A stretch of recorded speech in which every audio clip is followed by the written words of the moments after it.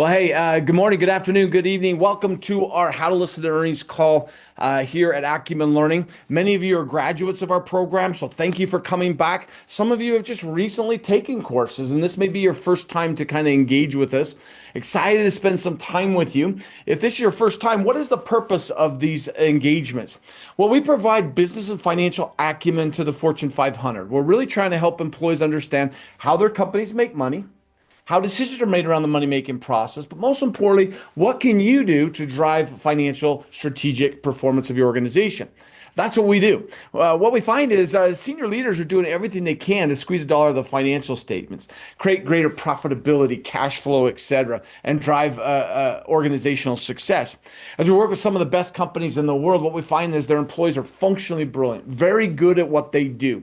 They understand key strategies around their operational grouping, understand key metrics around each of their operation. But sometimes we get so focused on our individual area, I'll take my glasses off, we rarely got to step back and get that big picture perspective. Well, that's what these earnings calls are all about. It's a chance for you to take the knowledge, the tools, the resources that we provide, and how do I kind of get that quarterly update on where my company is? Now, some of you may say, well, Brent, I don't work for a publicly traded company. That's okay. Maybe your company sells into a publicly traded company. I'm going to talk at the end. We got a new book coming out we're pretty excited about that has a focus on how to use business and financial acumen to be a better sales professional. How do I use that to drive sales success? Well, again, a great resource available for you is to take the framework and the tools that we give you and listen to your customers' quarterly report. Now, maybe you don't sell into a customer. Well, maybe it's just a company you're interested in investing in, or maybe it's a supplier that you're working with. In the end, these earnings call are what I call the hidden gems of business. There's a lot of information, and my guarantee is about 2 to 3 times kind of using these tools, it really will, you'll build your credibility within your role. It'll build your career, and it'll absolutely build your company. Well, as we get going today, let's make sure that my technology, there's a lot of people on the call today.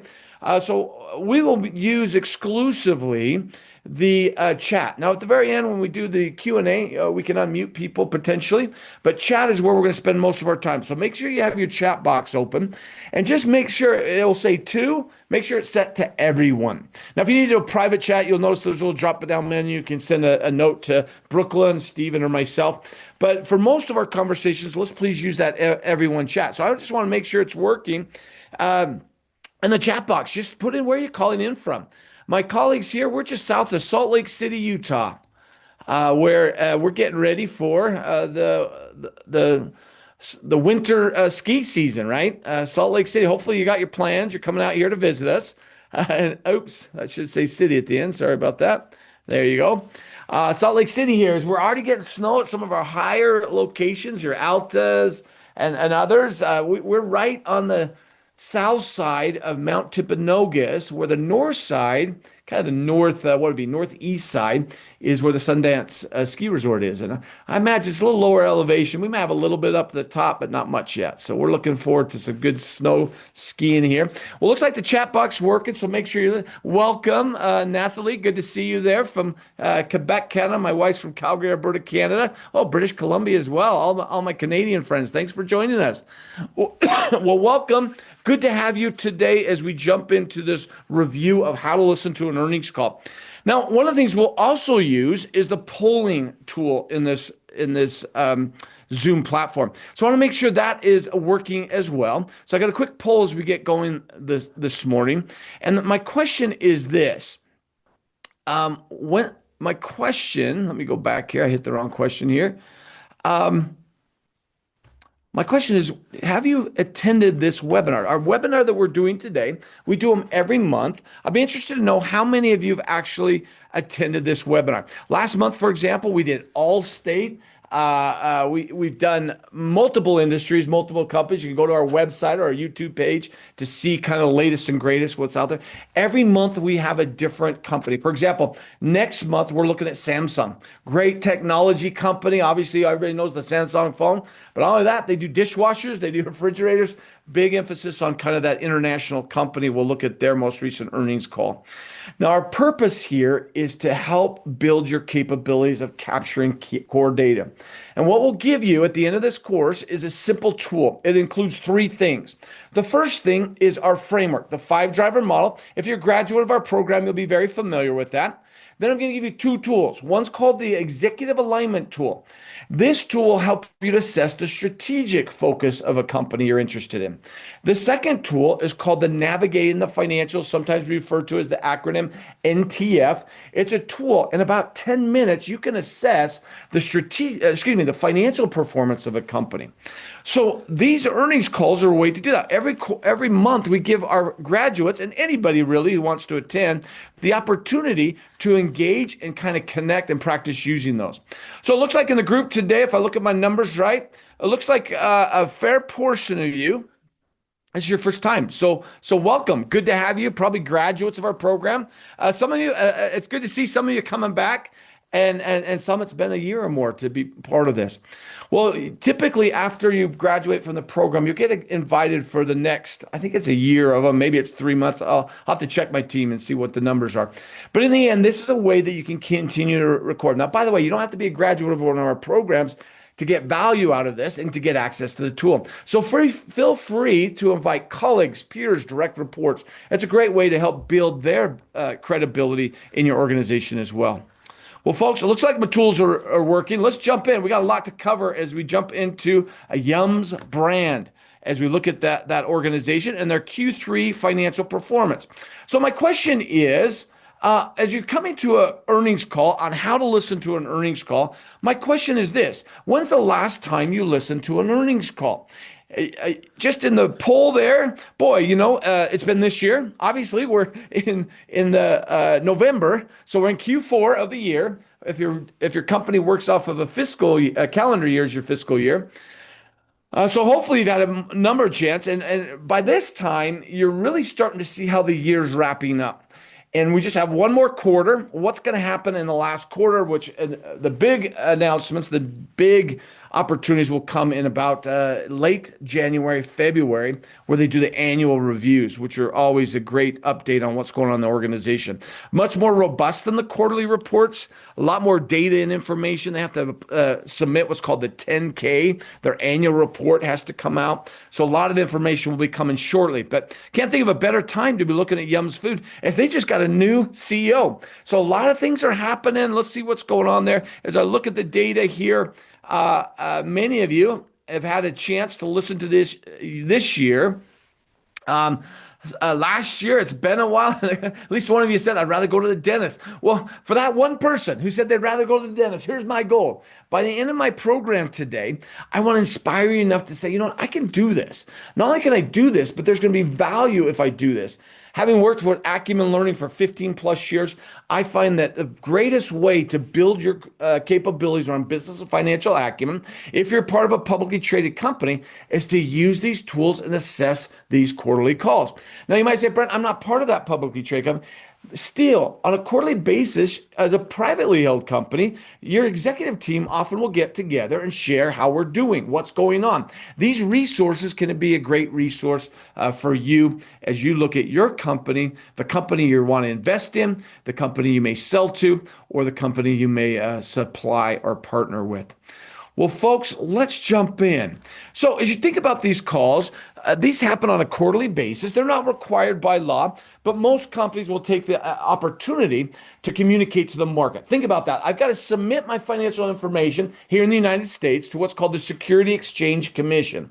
I got to submit that. Well, I don't want to just send a bunch of reports. I want to speak on behalf. What we said we were going to do, how we performed, and then most importantly, where do I see the company going?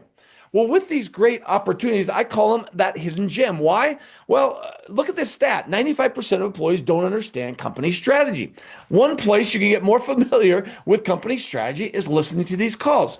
Here's another data point. 90% of employees don't understand important business metrics. Think of the metrics you hear your executives talk about. I was just with some colleagues recently. We're talking about a metric of EBITDA. What the heck is that? Free cash flow, earnings per share. How should I think about about them? Why are they important? But most importantly, what are the levers I can push or pull that will drive success within this organization? Well, folks, that's why I consider these hidden gems. It's a place where you get an update on what's going around, on their key strategic objectives, what's going on with their key financial performance. What I like to say, how well are they performing? I think of the financial statements as a scoreboard, so I can keep score on how my company is doing. Well, of course, we're going to look at the Yum Foods. If you're not familiar with them, some of the most popular blends you would know, of course, is going to be KFC. By far the biggest, over 30,000 KFC stores globally. Pizza Hut, another big one, about 20,000 stores. Taco Bell, I want to say it's around 9,000 stores. And then this new one you may or may not be familiar with. They only have about 377 stores. It's a new burger joint that they have as a brand for them. Well, let's imagine those statistics. 95% potentially of your employees don't understand your corporate strategy. 90% don't understand key metrics. Well, let's imagine you're the brand new CEO, Christopher Turner, brand new CEO. In fact, he was just put in October 1st. This call happened November 4th. So what, 34 days later, he's speaking to the market as the new CEO. You got 61 at the time, 61. It's actually 62 now. 62,000 stores, 155 countries. All these iconic brands that we're very familiar with. And here's their units. A KFC division, Taco Bell, Pizza Hut, and then Habit Burgers is the last one. Now, since then, by the way, this is their annual numbers. They're actually up to 62,000 stores.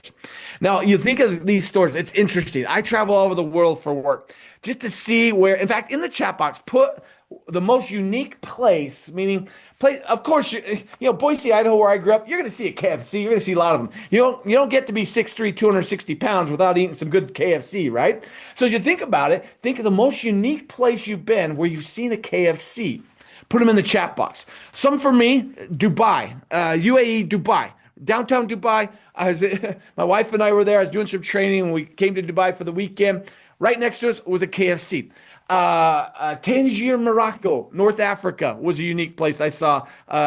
Kenya, Nairobi, thank you. I love that. Malaysia, London, all these great places. Well, here's some slides here. So here's some unique places. So this one here is a KFC in Egypt. Kind of a horse carriage and a driver in front of the KFC in Egypt.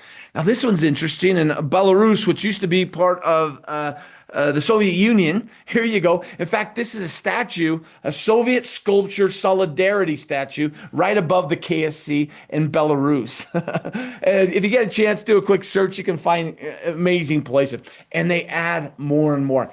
Just in the last quarter alone, it was just about 700 new stores in just the last quarter alone. Pretty significant growth as you look at the company as a whole. So here you are. You got these iconic brands, large stores. By the way, they only own about 1,300 of those 62,000 stores. What does that tell you? We're talking franchises, licenses, global presence. In fact, you'll have owners, good-sized businesses, they'll own 300, 400 stores in different geographies.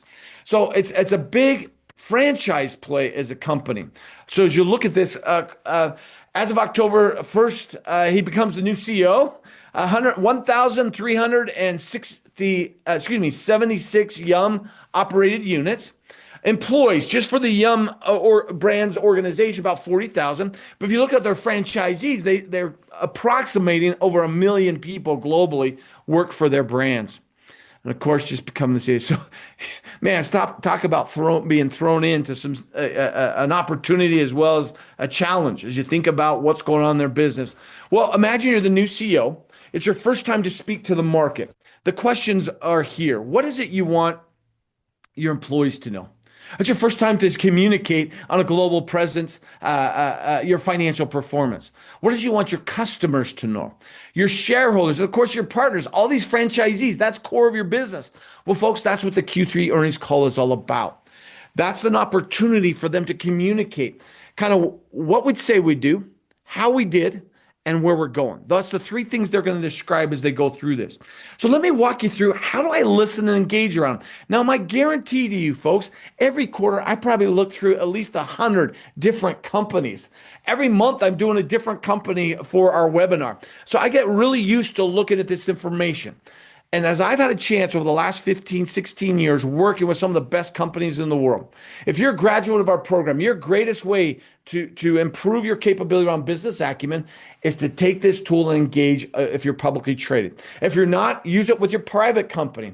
But my guarantee is you do this 2 to 3 quarters consecutively. Here's my guarantee on the screen. It'll build your credibility as not just as a functional expert, but as a business leader. It'll build your career, and it'll build your company as an organization. Well, folks, let's jump in. How do we engage around this? How do we look at these calls and make the most out of them? I'm going to give you a simple 3-step model. Prepare, analyze, and apply. Now, don't worry, you don't have to take a ton of notes. At the end of this, we record this, by the way, but at the end of this, you're going to get access to the workbook. I'm just going to walk you through it, okay? So the first part of that is that prepare phase. As I described, a little bit of the history lesson. Some of you have never been on a call around these earnings calls. Basically, these calls have been around ever since I've done it for 30 years, these earnings call opportunities, a chance for them to communicate to the market. The old day, it was a call-in thing, and now with the internet, there's all sorts of ways to access this information. They typically start where your senior leaders, typically the CEO and CFO, will give their prepared remarks. You're going to look at about probably a short would be 15 minutes. Most of the time, you're looking at about half the time, so about 30 minutes is where you're going to hear them communicate. At the end of that, they open that up for a Q&A. Now, this Q&A is not you and I talking to them. This Q&A are analysts. Think of big investment firms, Wells Fargo, Barclays, these big investment firms. They have analysts who track their stock. And their whole goal is to capture as much information because they're going to write up a report and make a recommendation. Buy, hold, or sell as their typical kind of recommendations. So their goal is to kind of clarify the information and make sense of it. These calls, typically a short one would be 45 minutes. I mean, there's some really long ones, but typically you're looking about probably 45 minutes to an hour is where most of these are at. And they're available to anybody. Go to any company you want to look at, just type in the name of the company, what quarter you want to listen, and it's available. Now, once it actually has happened, you can also access the recording of these calls. So it's a great resource of information available to you. So as we jump into the first stage of the 3-step process to prepare, how would I prepare for this? Well, the first thing is you got to access the call. Now, what I'm going to share with you, those who have been with us before, you'll be familiar. There's all sorts of fancy websites you can go to. I just go, Google is a great place. What I do is I just start typing in what I want to look for. So I know it's Yum Foods. It's already guessing for me. Yum, brands. And I know it's the Q3. If I don't know the quarter, I could put investor relations. I could put quarterly call, anything like that. And it's going to give me some opportunities. Now, notice there's all sorts of third-party companies. CNBC will walk through some stuff for you. I'm not sure what this one is, Q4CDN. I don't recognize that one. But Yahoo Finance, I know. Investing.com. All these different groups will provide that information. Now, I typically want to get it straight from the company itself. So I'm going right to their Yum's brand website. So I click here. It's going to take me in and give me access. Now, a couple things that I notice right off the top is I've got their quarterly press release. So this comes out usually the day before. Once the end of the day for the market, they will shoot this out to analysts, and it's put on their website as a resource. Now, it's a great kind of review of what they're going to talk about. And at the end, they often will have kind of their financial performance. So here's their income statement. You got a little bit more information around kind of the brands and financial performance. Eventually, you get into their balance sheet is right here, and a little bit around cash flow generation. So it's called the 8K. That's what they submit. But if you just look for press release, you have that available. Well, I don't want just the press release. I want to actually get access to the call itself. So what I'm looking for is something like this, events or presentation. A lot of times they put it all together. I've noticed on Yum's brands, they kind of have 2 segments. They kind of have the press release, and then they have the earnings presentation. I click right here. It's going to give me a little bit of a disclaimer. And right now it says no upcoming. That's because they haven't booked anything, but right here is their earnings call. If I wanted to listen to their call, I could just type in, just put in your, you got to create an account. Don't worry, they don't sell your information. It's just tracking who's reading it.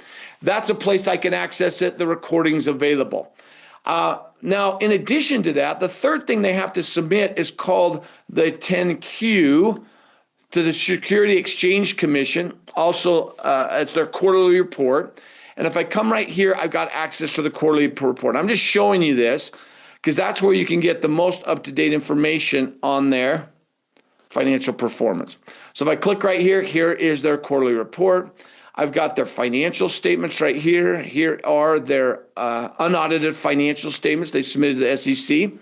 I also have their balance sheet, cash flow statement, and balance sheet is all available. Now, folks, let me give you information on one more website. It's called Seeking Alpha. I love it. You don't have to do there. There's multiple ones. Motley Fool, CSNBC has some of these resources. But I like it. What I like about Seeking Alpha is it gives you a lot of data on their stock price, et cetera. But if you come into this kind of earnings section or transcript, you get all that information in one place. So if I want to listen to the call, hopefully I'm sharing my audio. As announced in September, we completed successfully a $1.5 billion. So not only can I listen to Taco Bell senior secured notes with a weighted average coupon of I put them about just under 1.5. 5%. Proceeds were used to repay 2026 debt maturities and to pre-fund our Taco Bell acquisition. So it'll walk through the earnings call itself. You can listen to it right from the website. Probably more than you ever wanted to know about how to access it, but you just do a quick search. If it's prior to the call, you can register for it. Once the calls happen, you can review it at your own time, whatever works best for you and your schedule, etc. Well, let me go back to my PowerPoint here, and let's jump into, I've got access to the information. Now what do? Let's see here. There we go. Okay, so I've located the transcript. What do? Well, the next step in that is to review the notes. You say to me, Brent, what do I mean by notes? I haven't done this before. Well, once you've done it, you would just review your prior quarter notes. Or if you haven't, you can go back to that same website and you can look at Q2 information. You can download the press release and just kind of review what they said. So when you then listen to the call, you're listening. This is what they said they were going to do in Q2. They said at the end of Q2, they were going to do X, Y, and Z in Q3. Well, let me see how they did. Last thing I recommend in the prepare phase is to do this with other people. If you're a manager, I can't think of a better thing than on a quarterly basis. If my company's publicly traded, bring my team together and we're going to listen to the call. We're going to walk through the tool with the goal in mind at the very end to say, okay, based upon what we heard, what should we do if we're in operations at Yums? What should we do if we're in the technology portion of Yums? What should we do if I'm in HR in Yums? Based upon what I heard, what are the strategies, things I can do? What is it my team can do to drive success? Now, if you're not a manager, well, ask your manager if you could facilitate this exercise with your team. Or get a colleague, a friend at work, and go through it together. It's a great way to get more out of the call itself. So, folks, that is the prepare stage. You got to locate the call, review your notes, and meet with your team.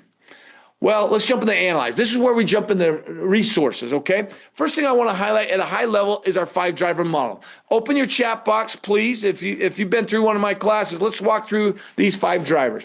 Whether you're a multi-billion-dollar Yums brand or a small little street vendor, these are the 5 drivers every company focuses on: cash, profit, assets, growth, and people. Now, the foundation, the first 3 drivers are the financial statements. So if you want to know what's going on from a cash perspective, you're going to look right here at the cash flow statement. If I want to know what's going on from a profitability perspective, I want to look at my income statement. If I want to know what's going on from an asset strength, I'm going to look at my balance sheet. Growth is then what investors expect, and people are what drive the whole organization. So when we talk cash, cash is vitally important. When you think of cash in a business, tell me, cash is blank. Fill in the blank for me. Now, all my colleagues were with me last week. Don't do the standard. Give me the new one we talked about. Cash is not just king. It's also, come on, somebody did it. Nathalie, you should have given me that one. Cash is, I'm going to put it in here. It's queen as well. Cash is king, cash is queen. It's liquid, it's oxygen, vitally important in a company. And if you look at Yum Foods, they're in some, they've got a big legal battle they're dealing with that potentially has a significant outcome for them. So they're worried a little bit about that. They're trying to expand their business. Cash is vitally important for them as they look at expansion. Thank you, Natalie. There you go. Vitally important. Yet most of us don't wake up and say, I'm going to drive more cash today. But folks, the outcome of everything you do, if I'm generating more revenue or sales, I'm managing my costs, the outcome is eventually that becomes cash, the fuel, cash queen, cash is king. It's the engine, it's blood, it's royalty, whatever you want to call it, vitally important for business. If I want to see what's going on, I got to look at that cash flow statement. Profitability, one we talk about more often than others. There's two key levers. Increase, I call these business 101. If you've been in a class with me, you know what they are. Increase something or reduce something. If I want to grow my profit, what do I have to do? Increase something or reduce something. I got to grow put in the chat box for me. Help me out, colleagues, graduates. If I want to grow profitability, there you go. Thank you, Sergio. I want to increase my revenue, also known as sales, also known as your top line. So in two ways I can grow that, by the way. Increase price or sell more, what we call volume. And then I want to reduce my costs. Absolutely. Increase revenue while you're reducing costs. Balance sheet. How strong is I in business? Can I withstand the ups and downs of a market? Some of us are part of commodity-based industries where, for example, oil prices drop down. How do we anticipate and manage that downturn and get ready for the upturn? How do I think about growth in certain areas of my business at Yum? But what do I look at it like a Pizza Hut where I feel like I'm not getting the growth, not getting the value out of those assets? That's all part of your balance sheet. Of course, growth is what investors expect. People are what makes it happen. Folks, that 5-driver model is just a simple mental model. It's not rocket science. It's basic terms we all understand. I'm going to use those 5 drivers as a framework to think about strategy and to be able to assess financial performance. So let me introduce you to the first tool. The first tool is called the Executive Alignment Tool. With this tool and any executive communication, you can quickly assess the strategic performance of a company. So obviously, in an earnings call, I can think of a better way to listen to what they're saying and use the 5 drivers to assess their strategic focus. Here's how it works. As you go to listen to these calls, rather than just trying to capture that data and take notes on it, what you're doing is you're saying, okay, I know that cash, profit, asset, growth, and people, these 5 drivers are fundamental. I'm going to listen. Where are they talking about cash? Where are they talking about profit, asset, growth, and people? Every time they talk about cash, I'm just going to put a little slash mark. Every time they talk about profit, I'm going to put a little slash mark, etc., right? So they keep talking. You just start doing this multiple times. You just keep going through, you're making slash marks, right? Now, some of you might say, Brent, I haven't been through your class, so I understand what cash is, but how do I think about when I listen to a call? What should I be looking for? Well, my instructional design team's done a great job. First of all, they give you a definition. On the first page of the executive alignment activity, the first paragraph under each of the drivers gives you a quick definition of what we mean by that driver. Right below that, you're going to get in the kind of pink there, it's the examples. These are the words I'm listening to. So am I listening to a call? I'm listening for sources and use of cash. I'm listening for dividends, distributions, stock buybacks, debt, issuing stock, capital expenditures. These are all potential sources and uses of cash. So you don't have to have gone through a class to get the basic understanding. So you go through and you mark this up. At the end of marking it up, you then go and you answer 4 simple questions. So rather than trying to capture a bunch of notes, all you're really doing is I'm listening for, they talk about cash, profit, asset growth, or people. Now what I'm going to do is answer these questions. Which business drivers seem to get the most attention? I love the second part of it, and why? Why? What's going on around them? Who are they talking to? All those factors play in. What are the 2 or 3 main points the executive was trying to make? What were their goals, trends, or objectives going forward? And because it's an earnings call, the last question is, what were those questions the analysts asked? What were their concerns? Where were they trying to get more clarification? Now, a lot of times I work with companies where the senior leadership says, hey, don't spend a lot of time on the Q&A. I get why they say it. And if you're limited to time, I would agree. Just focus on the prepared remarks. It's what your executive team is communicating. That being said, if you really want to understand what's going on, I highly recommend, if you have the time, to review the calls from the analysts. Here's why. The market, remember, the executives are communicating to the market their financial performance. There's no regulation. In fact, they all start, hey, we're going to give you some information, we're going to forward-looking statements. We have no responsibility to correct these, or basically, I'm going to tell you a bunch of stuff, but I'm not regulated. There's always a little bit of a marketing pitch that you're going to see. Well, the analyst is where you start to see where the analyst is buying it or where they may not be buying it. Now, I'm not trying to say they're trying to manipulate the market, but they're definitely going to give a best picture scenario. Even when a company's struggling, we restructured, we refinanced, and now we are ready to grow, expand our business, right? Well, the analyst calls are where you start to see if they're really buying what they're communicating. Now, a lot of times it's just clarity. Give me more clarification around what you're thinking around Pizza Hut. Other times I've literally seen them. Now, you say this, this, and this, but if I look at the numbers, here's what I'm seeing. Can you tell me why there's a discrepancy? Really kind of challenging about what they said, etc. It's a great way to kind of understand what's going on in the business. Folks, that's enough of me blabbing. Let's jump in this call. Here we go. So I'm going to use the tool, and here's what I want you to do. Open your chat box, and in the chat box, will you please walk through this little exercise with me? I got a quote from Chris Turner, their new CEO, and all I want you to do is look for where you see which drivers are being communicated. I'll read it, and you just put in the chat box, which driver are you hearing? So here we go.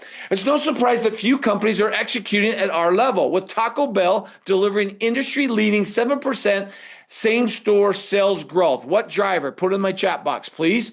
And KFC is on track to add nearly 3,000 new restaurants on a gross basis around the world, and that's annualized, by the way, which would set a new record for annual gross development of the brand. So what drivers are you hearing? Growth for sure, a lot of you, but absolutely, Sergio, we got assets. We're talking new restaurants, 3,000 of them. Even the brand of Taco Bell and KFC, those are their assets. Well, let's jump into the next sentence. Yum delivered another strong quarter with system sales up. What driver? 5%, and core operating profit, also known as EBIT, by the way, could be called operating earnings or operating income, up 7%. What driver? Well, profit's right there. So yeah, profitability. But what's profit doing?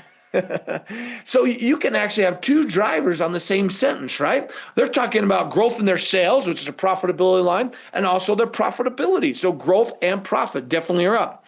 Between KFC and Taco Bell, we delivered 5% unit growth. You're starting to see a theme, aren't you? 7% system sales growth and 11% segment operating income growth. Kind of a broken record, folks. Profitability, growth, definitely. Let me wrap this up. At KFC, which represents 53% of our divisional operating profit, we delivered 14% core operating profit growth, driven by 6% unit growth and 3% same stores growth. Just put in the chat box what you see them. Several KFC international markets are delivering exceptional results, including the UK market with same store sales up 9%. Sometimes people say, what's same stores? Basically the same amount. Once a store has been in business for a year, it's that group, and they have to at least be in a year's worth of business for them to count as they do this calculation versus a brand new store. Obviously, brand new stores you might have rapid growth on. So they're kind of separating same door sales versus all sales. Up 9% and 6% transaction growth. South Africa delivered 7% same store sales growth on record youth engagement. Folks, just scroll up and down the chat box. You can see a lot on profitability, a lot on growth, a little bit on asset. Definitely some big ones there. Well, let's jump into this. This is from their CFO. I'm just going to give you a couple minutes, read through that. Just start putting in the chat box. I'm not going to read it. Just scan through it and put anything that you see in my chat box.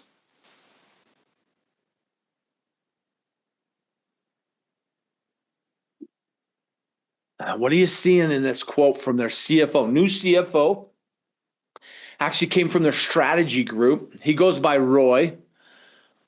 What are you seeing in his communication? I'm going to underline some kind of what I call trigger words.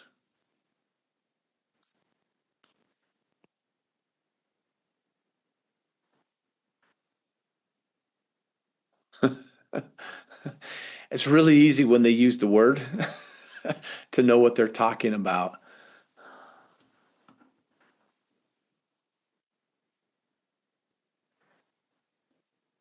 Margins is just another word for profit.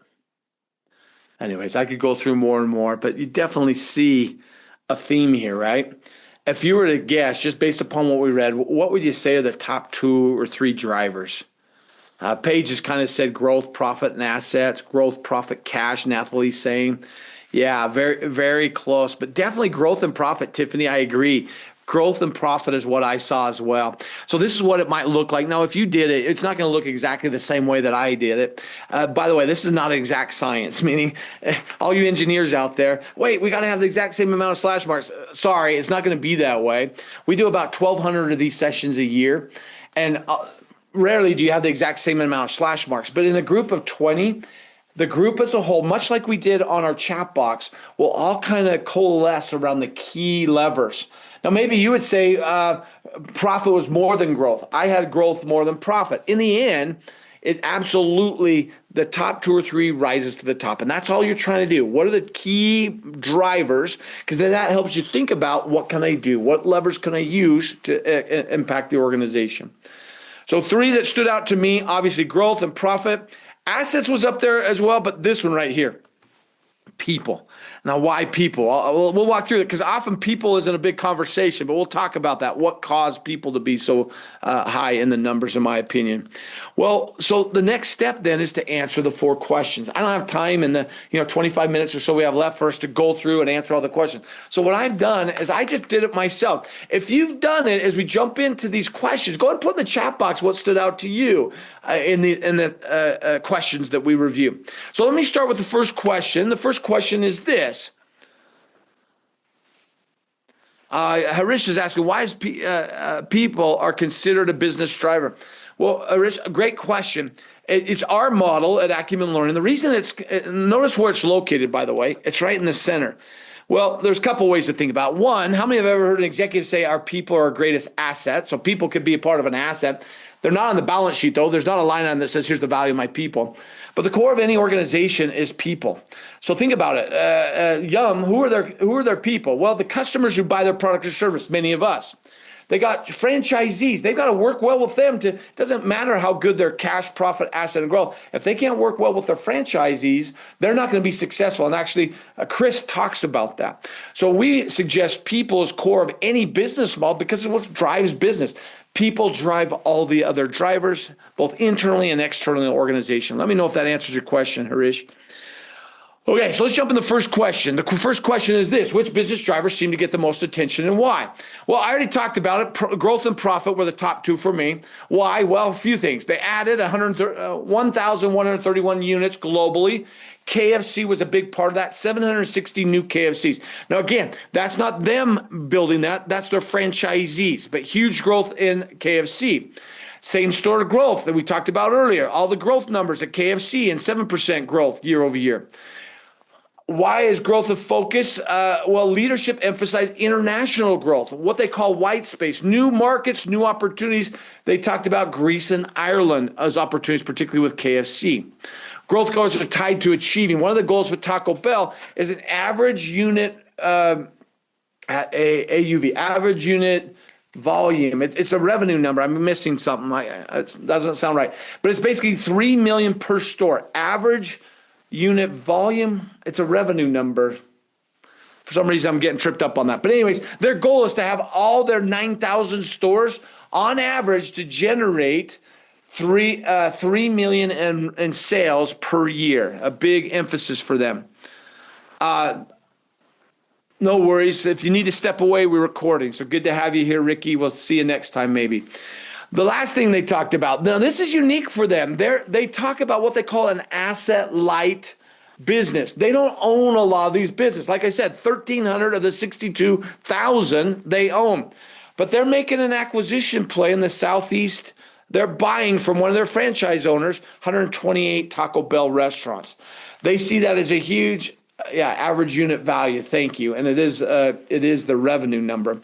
But they feel that 128 is going to be incremental increase to their EBITDA. They're anticipating their first year about 70 million increase in EBITDA from these stores.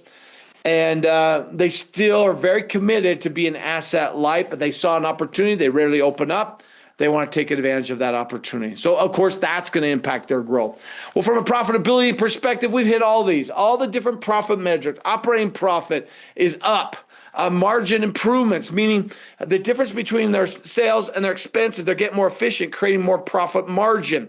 For example, the restaurant level margins rose 13.7%. Taco Bell hit 23.9%, even in the face of beef inflation, their key profit measure. That means for every $100 they bring in their company, they're generating $23.90 of pre-tax profit. That's really good in this industry.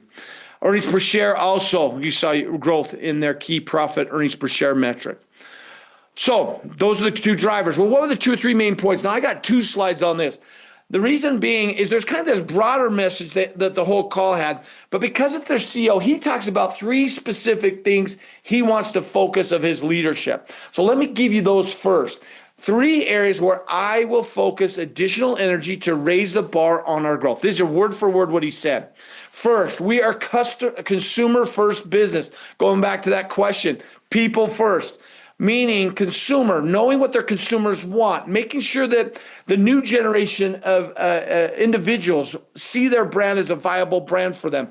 We must stay relevant, and they have all sorts of initiatives to try and make that work. Franchisees are the lifeblood of our system, he says. We can do more to leverage our global scale to strengthen the franchise store level economics, not just drive their top line revenue, but how can one of the examples, they said, if we could reduce cost of chicken by 2 cents a pound, that immediately goes to the bottom line to our franchisees. So really driving their success, which in turn drives Yum's success. And then Yum has pursued differentiated technology. They have this huge technology initiative. They want to extend that across more stores. They're seeing great success fit. They want to focus on that. Let's see. Anderson had a question. Would they inform if they're not growing or losing profit in a specific location? Example, losing market in Germany. So Anderson, you brought up a point. They will articulate overall numbers, but sometimes they will not highlight the reduction in certain areas. I can't remember if Germany, they talked about reduction, but there was some other countries. I'm trying to remember the ones they talked about that they're pulling out of. Maybe it was Germany. I'd have to look at it, Anderson. So the thing is, if they're exiting a market, it's hard to kind of hide that. But if it's a unique market that they're not a big player in, they may talk very high level. We had a reduction in units in certain geographies. They might say Europe rather than a specific location. Maybe one of my colleagues do a search in the transcript and see if Germany specifically was brought up. There was a couple countries. Let me see if I got my notes. Hey, as we end, I'll come back to that question, see if I can find you a better answer, Anderson. But great question there. So what was the overarching message? Because it wasn't just his communicate. That was kind of his, hey, I'm the new CEO. Let me tell you 3 things that I'm going to really be pushing towards. But the broader message to the market was this: Yum is well positioned for sustainable growth. This Byte platform is that technology and AI, how it's advancing their capabilities as an organization. They want to expand that across more stores. Now think about that. As a corporation, they bring up all these ideas. They do all this testing. They try and get all the franchisees to buy into it. So being able to use technology to increase their economic performance as a franchisee level is very important to them.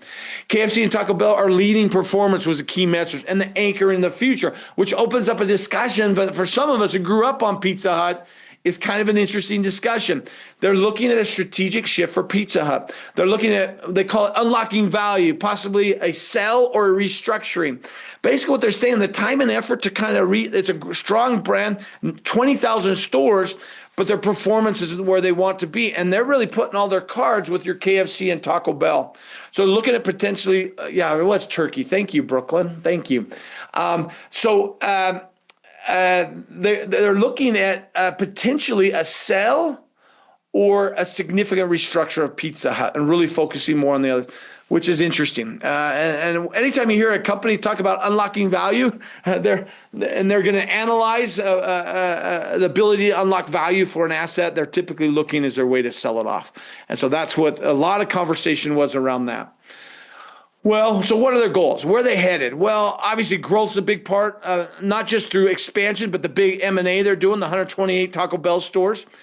higher sales per store, trying to get that $3 million per store at the Taco Bell level, but across all their stores. Think about that. If I can get my franchises to generate more revenue, help them manage their costs by my network of getting access to supplies, that drives more growth in your businesses.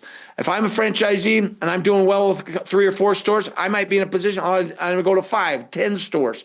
So a big focus of how they can grow is through their franchisees. Leveraging technology, they have AI interactions when you order, for example. They find they're more accurate and more timely for the business. Franchise economics, global scale, we already talked about that. And then finally, kind of reshaping that portfolio, potentially exiting. And by the way, Pizza Hut has been part of their brand for decades. So this is a real shift to potentially divest or spin off Pizza Hut as an organization. Well, what are the key questions analysts were asking? Obviously, what's the future of Pizza Hut? I mean, this is a key brand for them, and they're saying we're potentially going to restructure or sell off the brand. Taco Bell's had a lot of success. I had an opportunity recently to work with a company where we walked through Taco Bell's economics. Huge innovator, very successful with their innovation. They continue to have success as an organization, a big player for Yum. The question is for analysts, how well will they, remember they only have about 9,000 stores. How well are they going to do in some international markets where KFC's been able to go global very easily? Is is Taco Bell a brand? Is it a style of food that's a global opportunity for them? So those were the types of questions. Beef inflation margin, they're really emphasizing chicken. That's the real focus. So they're moving away from beef, so not seeing a big impact there. Leadership transition will affect execution. Now, that was a big part. He gets on the phone. He talks about his 3 objectives. Then he introduced 3 or 4 major shifts in leadership. His strategy person became his CFO.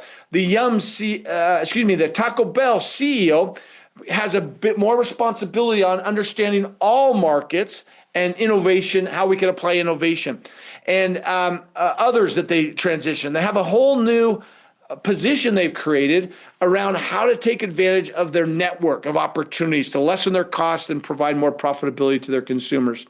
So a lot of questions about the leadership team. I mean, you're a new CEO and you're already making shifts on your leadership team. How's that going to play out? Well, folks, what do we know? A very well-known brand, been very successful as an organization. Now all of a sudden, I got a new CEO. What are we going to do? Has some great visions, great opportunity, and a great quarter of performance.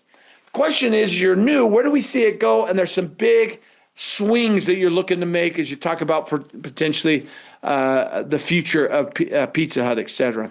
Well, let's see if the numbers can give us any insight. The tool that we use around the numbers is called the Navigating the Financial. If you've been through one of our programs, you're familiar with that. If you're new to it, here's how it works. On the left-hand side, you have the 5 drivers: cash, profit, asset growth, and people. You don't have to memorize it. It's all right here. Now, what I've got in my sheet is the most common metrics any company would look at. Now, if you're part of one of the companies who worked with us, we've created a customized version for you. For example, in the healthcare payer space, you have your medical loss ratio or expense ratio. That's a key metric for you. Obviously, that would be in this Navigating the Financial. Well, this is a generic. You could look at any company. Now, if you look at Yum's brand, I would probably look at like an operating income rather than just a net income. But you can use this as a very simplified tool to see are we getting better or not. Now, the key metrics are in this section, but right next to that, you have where to go in the statements. Even if you haven't been in an accounting class in a while, you haven't even taken one of our classes, don't worry, they'll tell you where to go to find these numbers. If there's some sort of calculation, it's going to give you that as well. So let me just walk through a few and then I'll finish it out. Just make sure we're comfortable using this tool. But here you go. So the first one we want to look at is going to be cash and cash equivalents right here. That's what we're looking at, cash and cash equivalent. Based on my tool, see if the tool makes sense to you. Tell me in the chat box, where are we going to find the cash and cash equivalent number? Just make sure we're comfortable on how to use the tool. Excellent page. Yes, Harish. Absolutely. We're going to go to that balance sheet. Now, you don't have it. You could go to the website and download it, but I'm going to give you it. It's right here. Now, if you remember in our class on the balance sheet, the numbers are listed by those that are most liquid down to least liquid, meaning how quickly they convert to cash. Of course, cash and cash equivalent. It's already cash or will convert to cash in 90 days. What's the number? How much cash and cash equivalent did they have as of September 30th, the end of their third quarter, on their balance sheet? Sergio hitting a home run as usual. Yeah, that $1,045,000,000 on cash. You plug it in. Well, let's do the same one. We want to do cash from operations. Now, what statement am I going to go to? Again, use my tool. Up here is where you look in. What statement do we go to? Just hang out with me for a couple. Excellent. Sergio page. I'm going to go to that cash flow statement. So here's my cash flow statement. If you've been through my class, one of the most important line items on all of our statement is net cash provided by operating activities. It's this one right here. This is the difference between all the cash that comes in from their core operations, providing food, beverages, etc., minus the cash that went out to run their operations. The difference between the two is their cash flow. How much cash flow did they generate in the first 9 months of 2025? Put it in the chat box. September 30th, 2025, how much cash flow did they generate? Net cash provided by operating activities, there you go, $1,393,000,000. Now, you don't have to have gone through my course to know, what do you want your cash flow to do every month, every quarter, every year? You want it to increase. Don't you want the cash in your personal life to increase? Yeah, absolutely. That's exactly what they did. Very positive from their performance. That means I have more cash to reinvest in my assets, to potentially go buy 128 Taco Bell stores, right? Having that cash available is important to them. Now, one of the metrics that I did is, rather than just do the quarterly, this is as the first 9 months, I went back and I said, well, let's just take out how much do they generate just in the quarter? Because right now I'm just looking at the quarter numbers. So what I did is I looked at the first half of the year number where they generate 850. So in that quarter alone, of the 1.4 million, they generate 543 million. Pretty good quarter for them. So I'm putting that number. Now you could, if you're doing the full 9 months, put that 1393 in there. But I want just how much do they do in the quarter? That's why I put that number in. Well, folks, you can continue. You could go to the income statement and get access to my revenue. I jump over here. I'm doing my quarterly numbers. I want my revenue number. Here's my revenue number right here, 1979. I want to get my net income number. Again, I'm going to that income statement. You kind of see how it works. Jump over there. I'm looking for my net income right at the bottom here for that Q3. Now look at this. I got a nice growth on my top line, but my bottom line, I only increased by about, 15 million. Well, that means my costs have been impacted. I could go back and look at that later. I plug that in here, take those two numbers, take my 397 divided by 195. I'm creating what they call the net profit margin, net income margin, net earnings margin. Say for every $100 they brought in their company, they generate $20.10 of profitability. Well, that's good information. If I had more time, we could go through the whole thing, but I filled it out for you. You look at their growth numbers, revenue's up 8.4% in Q3 of 2025 versus Q3 of 2024. If I look at that, I always want to compare it. So I go a year ago, right here, Yum Brands 832024. Look at these numbers. You'll notice their margin dipped just a little bit. Remember, we saw that they generate about 160,000 increase of their revenue right here, but their net income only increased by 15 million. That means my cost went up, and you can see that. Their profit dropped just like, still great margins, by the way. For every $100 they brought in their company, they generated $20.10 of profitability. Big part of that is being a franchise player. You can see growth rate. So on top of the 6.9% growth rate here, I'm now up 8.4%. So decent numbers, year over year comparisons. Well, folks, you could do the same thing looking at the year to date. So 9 months. So this is taking the first 9 months of 2025. Here's that cash flow. Remember that number we saw. That's how much they generate. Increase there.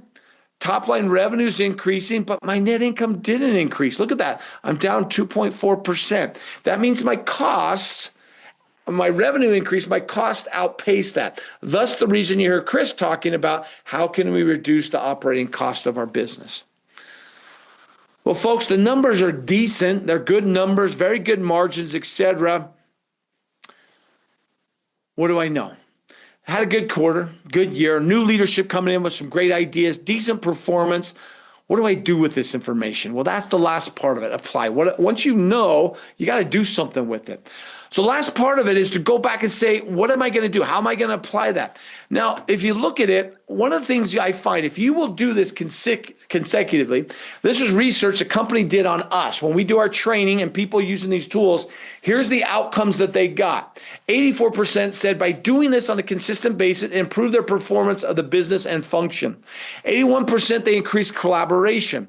77%, oops, my clicker's going all over, improved upward communication, improved employee engagement, increased business focus, and improved teamwork. Folks, that's what the application is all about. If you do this consecutively, it absolutely will build your credibility, your career, and your company. So as you jump on, what do you do? In the applied faith, the first thing, what were new insights? I've already hit most of these. The importance of technology, AI to drive profitability and growth was a big emphasis, and to see what they're doing and how it's benefiting their business. Taco Bell's acquisition strategy. They see some opportunity. They're not just a franchise only. They see an opportunity that rarely happens where Taco Bell stores are open. They're going to take advantage of that. But they still are playing the asset-light game. Obviously, very interested in the Pizza Hut strategic review. I remember my kids, for reading, they get these little cards. They could go to Pizza Hut. We don't do that anymore. But what's that future of Pizza Hut versus their focus on KFC? And despite kind of having, a negative equity position, they have strong cash flow, strong margins, strong operating results. So what would I do? Well, if I was an employee, I would really lean into the digital AI tools and get familiarized. How does Byte platform really help drive our business and be an expert there? Support growth through operational excellence. How can we be more efficient, more effective to reduce our operating costs, thus generating more profitability? And then be a franchise ally. Help champion innovation within the franchises that we work with. That's what really drives their success. Well, once you've done that, the last step is to go have a conversation with your team. If I'm an individual contributor at Yums, I would go back and talk to my manager and share, here's the 3 things that stood out to me. Here's what I want to work on. I can really get good at AI and understand our Byte technology and how we can use that with our team members. I'm going to really be more efficient in my role. Here's some areas I think I can reduce cost, etc. Folks, you do that, it absolutely puts you in a strong position. Folks, that is the apply phase. So that's the tool. So my question to you as we wrap up today is in the chat box. Tell me, who are you going to research? As you look at, I forgot this part. So once you've done this once, that becomes your review, your notes. So you've got the review of this. Now when they're Q4 information, you're part of Yums Foods, come back to this earnings call review, capture the information, and go see if what they said they're going to do really happens. Did they do the acquisition? So my question to you is, who are you going to analyze as you wrap up today? Is it somebody you work for, somebody you sell to, compete against, partner with, invest in, a company you're interested in? You know what? You're going to join us for Samsung next month. We'd love to have you. Well, folks, if you go to this website right here, you're going to be able to register for Samsung. You're going to get access to the tool. And finally, you're going to be able to get access to $100 off our New York Times our virtual self-paced learning. If you want a refresher, it's new to you, it's a great review. Now, folks, for all you that are in sales arenas, go to this website. We have a great book coming out, Business Acumen for Sales Success. Taking all this information, and how can I use that to become that trusted partner with my customer? How do I prepare conversations, understanding their business and being able to make a business case as to how our products or services will drive your customer's success? We're excited. That's coming out in January. Reach out to us if you have any interest on that. We got training around that. Excited as we get a chance to launch a new book around building the business acumen for sales success. Well, folks, it's been my pleasure to spend some time with you. I think we answered the question. It was Turkey was the area that I remembered. I had forgotten. Thank you, Brooklyn, for your help as always. Any other question we need to answer? We're happy to stay on. If not, thank you so much for your time. I look forward to seeing you in future sessions. Hey, if we can come help your team build their credibility, build their career and build their company, reach out to us. We'd love to work with you. Thank you very much. Have a great day.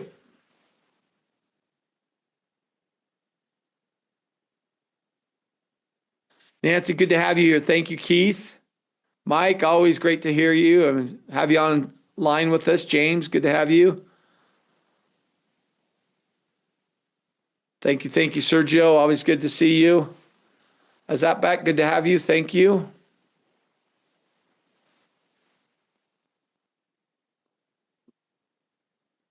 Well, folks, team, did we miss any questions that we need to come back to?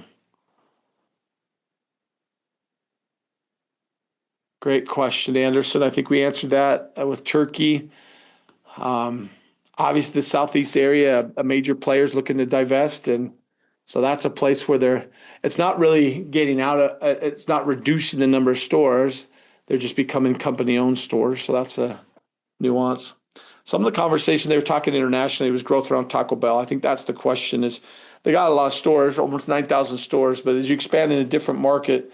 Fried chicken's different than tacos, right? So how does the global interest, what's that interest? And being a consumer-focused organization, really being good at providing the right craveable options. That's what they call them, craveable options at Taco Bell.